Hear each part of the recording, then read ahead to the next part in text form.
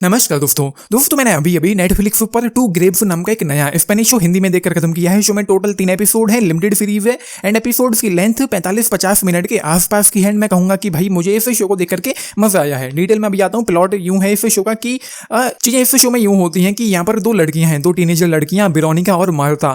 एक दिन अचानक से गायब हो जाती हैं, पता चलता है कि दोनों की मौत हो गई एंड धीरे धीरे वक्त बीतता है। एंड उसके बाद भी वेरोनिका की जो दादी है वो अपनी बेटी की मौत को इन्वेस्टिगेट करके उसके मर्डर तक पहुंचना चाहती है। दूसरी साइड जो लड़की है मार्था, उसका जो पिता है played by Alvaro Morte, Rafael Salazar, वो एक क्रिमिनल है, मतलब बहुत खतरनाक बंदा है वो। एंड वो भी अपनी बेटी के मर्डरर्स को उसकी मौत के बारे में पता लगाने की कोशिश में लगा रहता है। बस ये चीजें इस शो में है, इससे ज्यादा मैं डिटेल में नहीं जा सकता हूँ। अब पहले 2 एपिसोड इस शो के मुझे बस ठीक ठाक ही लगे थे, मतलब टिपिकल सा शो लग रहा था जहां पर कुछ भी खास नहीं लग रहा था प्लॉट के नाम पर कि लड़की की मौत हुई एंड उसके पेरेंट्स, उसके घर वाले उसकी मौत को इन्वेस्टिगेट करने की कोशिश कर रहे हैं क्योंकि पुलिस से कुछ भी नहीं हुआ है।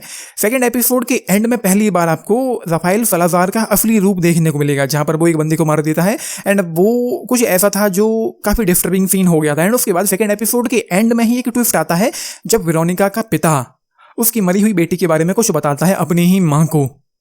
उसके बाद शुरू होता है 3rd एपिसोड, फाइनल एपिसोड। वहां से ये शो में एक बहुत बड़ा मूड आता है एंड पूरा शो पलट के रख देता है वो ट्विस्ट।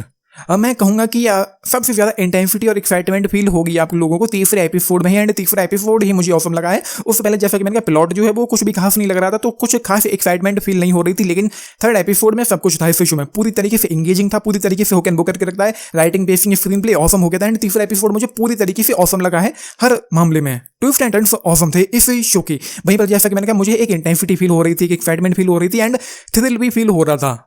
एंड एक सीन था तीसरे एपिसोड में ही जहां पर ये किरदार जो है राफेल सलाजार, पुलिस ने इसको बुलाया था, धरा था किसी वजह से, आप लोग देख लेना।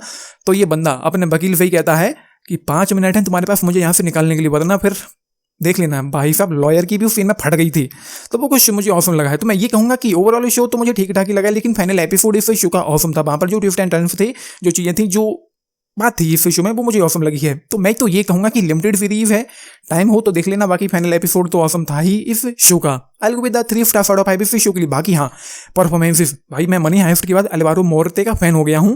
एंड वहां पर इस शो में उनकी जो एक्टिंग है भाई साहब ऑसम है। जब उनको पता चलता है उनकी बेटी की मौत हो गई एंड वहां पर उनके जो रिएक्शन थे, जो फेस एक्सप्रेशन थे एंड जो भी उनका जो ओवरऑल काम इस शो में है एल्वारो मोर्ते का, वो मुझे ऑसम लगा है। पूरी तरीके से ऑसम था। बस ये है, मैं तो कहूंगा कि भाई एक ट्राई दे दो अगर फ्री हो तो।